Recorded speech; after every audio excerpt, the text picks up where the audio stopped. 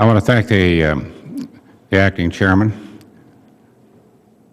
I want to make it very clear that none of my comments is a reflection of the nominee's experience and commitment and ability and desire to serve. Nevertheless, it seems like we've been here before. Sounds like a song.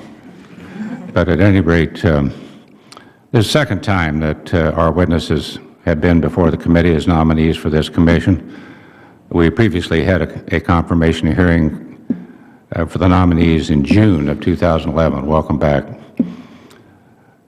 I don't know what to call this. I think maybe nomination purgatory might be appropriate. One significant difference today is the absence of a Republican nominee. As the acting chairman has pointed out, the Election Assistance Commission was established as a bipartisan commission intended to be evenly divided with 2 Republicans and 2 Democrats acting as commissioners. As my colleague Senator Alexander ably demonstrated at the hearing over 2 years ago, the Election Assistance Commission has fulfilled its purpose and should be eliminated. As I say again, no reflection on the nominees. At that hearing, why Republicans on this committee called for hearings to examine the need for this commission, something that you might think would be pretty basic. Those hearings have never happened, Mr. Chairman. Instead, we're back here over 2 years later with the very same nominees. I think we owe you an apology. This committee has never had an oversight hearing on the EAC. Never. Despite its now expired authorization, we have never examined the real continuing need for this commission or considered whether any remaining responsibilities could be taken on by other agencies, or, as the chairman has ably pointed out, the state laboratories with regards to elections. We can't apparently be bothered to perform these basic oversight obligations. Nominations to commissions like this have normally been paired with a Republican nominee joined to a Democrat because Republicans have called for the elimination of the agency. We simply have not put forward any new nominees.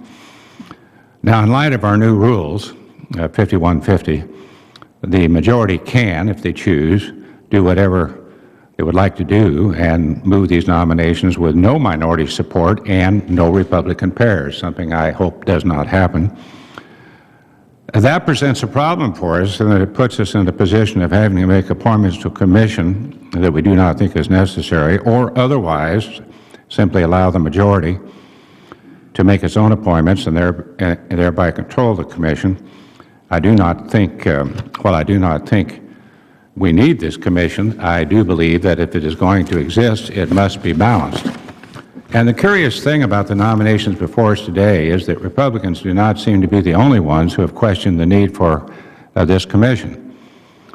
Democrats don't seem to have much with regard for the EAC either, though that lack of regard has been expressed in deed rather than word. These nominations have been made by the President of the United States. Yet, when the President wanted an examination of the problems in the 2012 election, did he turn to the EAC? No. He did not. In fact, in March of this year, he created a new commission by executive order, the Presidential Commission on Election Administration. Compare the 2 missions. The acting chairman correctly stated the mission of the EAC, but according to the President's Commission on Election Administration, the Commission shall identify best practices and otherwise make recommendations to promote the efficient administration of elections in order to ensure that all eligible voters have the opportunity to cast their ballots without undue delay, and to improve the experience of voters facing other obstacles in casting their ballots, such as members of the military, overseas voters, voters with disabilities, and voters with limited English proficiency. Wait a minute. Isn't that what the EAC is for? Do we need 2 commissions for this?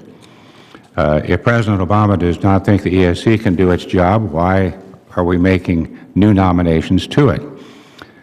Even my majority colleagues here on this committee don't seem to have much regard for the EAC. Unfortunately, last week I received a letter from the General Accountability Office advising me that they were conducting a study into the impact of voter ID requirements, alleged voter suppression in Kansas and Tennessee. The study was initiated at the request of some majority members of this committee, including its chairman.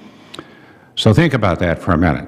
We're here today because the majority says we need to preserve the EAC, but when majority members of this committee want a study done on a voting issue, they don't think the EAC apparently is up to the task. If they think the GAO is better able to do these studies, why do we need the EAC? Or if the EAC can do the job, why are we writing the letter to the GAO? This is a sad state of affairs. It's embarrassing to this member. Yeah, I think it's embarrassing to the acting chairman, hopefully, maybe. Or at least of interest, and say the same for the nominees. If the majority sees the light, maybe we can finally either eliminate this commission and save the taxpayers some money, or if the majority persists in pursuing these nominees through, we may be back here for another confirmation hearing to ensure the commission maintains some measure of balance. Only time would tell. I urge the acting chairman to talk with his leadership. I have already talked with ours, and only time will tell, Mr. Chairman. Again, I apologize to the nominees.